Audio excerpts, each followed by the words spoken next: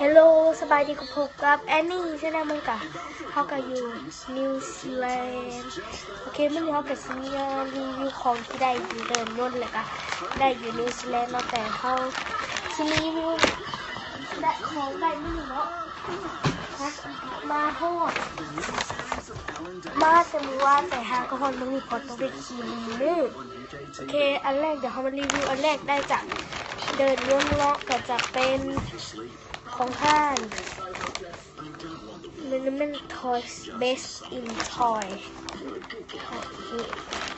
ได้อยู่เวียงจันทร์ตัวนี้ได้ในราคา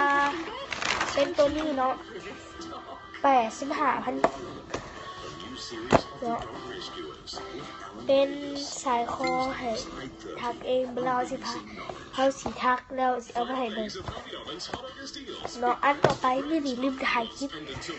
อันต่อไปจะห้าง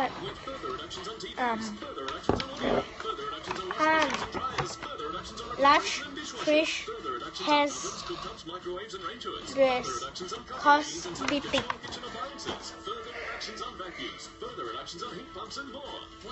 อันแรกจะเป็นเฮาซื้อมาปั้นเนาะเป็นบัตบอมเฮาซื้อแต่บัตบอมมา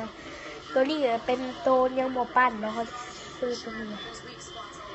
Made by Jenny on the ให้ใส่ก่อนวันที่25เมื่ออายุวันที่25เดือน9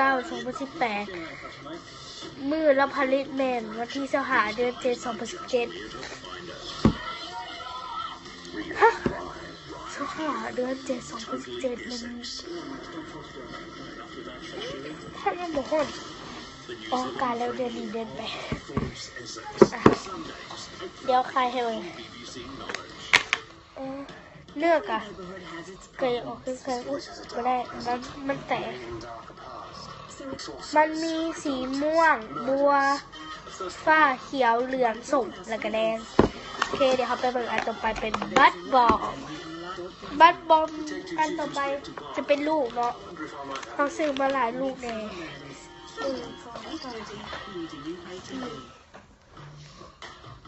เขาซื้อหาลูกเนาะแล้วก็มีโตเป็นกล่องซื้อเป็นของขวัญเกิดมู2 ก้อนมันเป็น2 ก้อนเนาะสำหรับมื้อนี้ก็ลาไปก่อนเนาะอย่าลืม subscribe กดไลค์กดแชร์ฝากติดตาม Facebook ตัวนี้เนี่ยโอเคแล้วก็อย่าลืมเบิ่งช่องของเขาอีกแอนนี่ชาแนลโอเคนะครับบ๊ายบาย